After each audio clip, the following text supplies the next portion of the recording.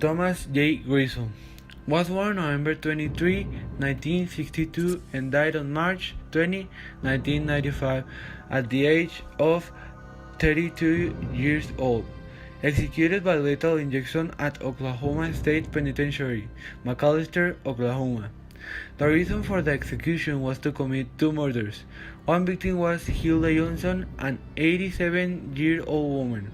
Thomas killed Hilda in her house, strangulating using Hilda's Christmas tree lights. He stole $8 from her purse, $4 in loose change, and her television set, which Thomas sold for $125. 6 months later, he murdered Leslie Holtz, an 81-year-old man, stealing his Social Security check. Thomas J. Grayson. They didn't give me my spaghettios. I received spaghetti. The press needs to know about this. Carl Basram. Born in 1891 from a poor family, his father left him in his childhood and he got into a reformatory for some robberies, where he was hit and strongly raped. Committed 21 murders and more than 1,000 of rapes, but what distinguishes him is that he is completely honest. We can find out with the phrases such as, "For all these things I don't feel anything," and "I hate to the whole damn human race, including myself," in the autobiography written inside his cell. Basram was sentenced to 25 years in the penitentiary of Kansas.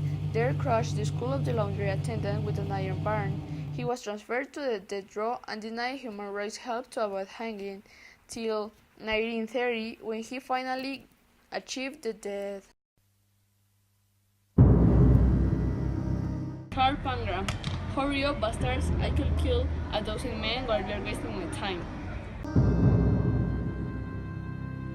Barbara Graham was an American ex-prostitute who was killed with two of her partners, Jack Santo and Emmett Perkins, in a guest room in June 3rd of 1955.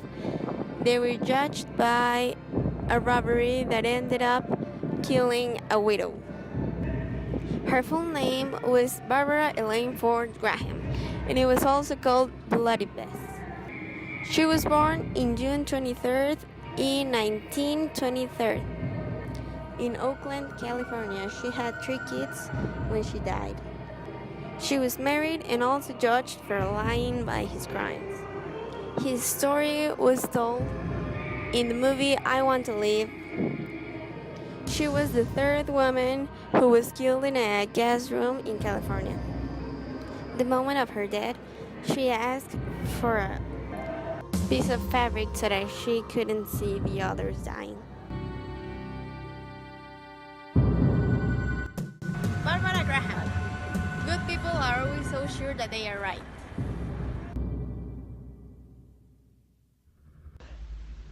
Peter Gordon.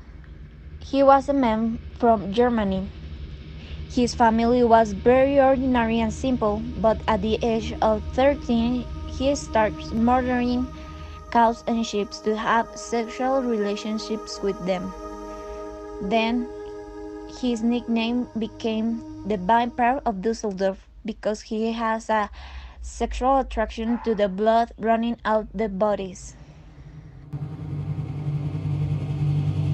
Peter Krugman hit the last phrase. What is? Tell me, after they cut me off, can I still hear at least one moment the blood running out my neck? That with a pleasure and in all pleasures. Harry Mark Gilmore was an American criminal who gained international attention for demanding the implementation of his death sentence for 2 murders he committed in Utah. After the U.S. Supreme Court upheld a new series of death penalty statutes in the 1976 decision, Greg v. Georgia, he became the first person in almost 10 years to be executed in the United States of America. These new statutes avoid the problems under the 1972 decision in Furman v. Georgia, which had resulted in early death penalty statutes being demanded as cruel and usual for a criminal. Harry Gilmore. Just do it. Aileen Wuornos. By the age of 45, she was a prostitute of Florida. Her crime was to murder 7 men. Her explanation was that she could save many prostitutes of getting hurt by the men. Ellen Burns. I will be sailing with the rock. I will be back with Jesus Christ. And as on Independence Day, June 6th, I will be back soon. Robert Alton Harris was an American car thief, burglar, kidnapper, and murderer who was executed at San Quentin State Prison in 1992 for the 1978 murder of 2 teenage boys in San Diego. His execution was the first in the state of California since 1977. He born on January 1953 in Fort Bragg, North Carolina, and he died in April 21, 1992 in San Quentin State Prison, Quentin, California at the age of 39. He has a criminal penalty of death in March of 1979.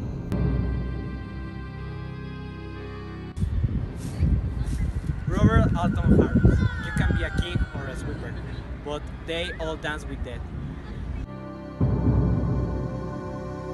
Wesley Allen Dodd was born in July 3rd in 1961 in Topinage, Washington, and died in January 5 in 1993 at age 31 in Walla Walla, Washington. His execution was hanging and was the first hanging legally since 1965. He was imprisoned at the Washington State Penitentiary, judged by children sex abuse, rape, and 3 first-degree murder. He had other nicknames like the Vancouver Child Killer and E. Brooks. He was judged to death in July 14 in 1990. Wesley Allen Daddy. Once they asked me, I don't remember who, if there was any way to stop the sexual delinquents. I said no. I was wrong. I was wrong when I said there was hope or peace. There is hope, there is peace. I found both in the Lord, and you will find peace.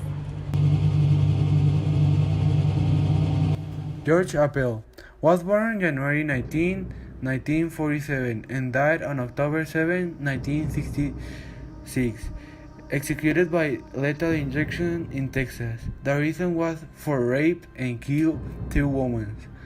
All this information is false, but it serves to get longer the video, because I did not find information or almost nothing about this man.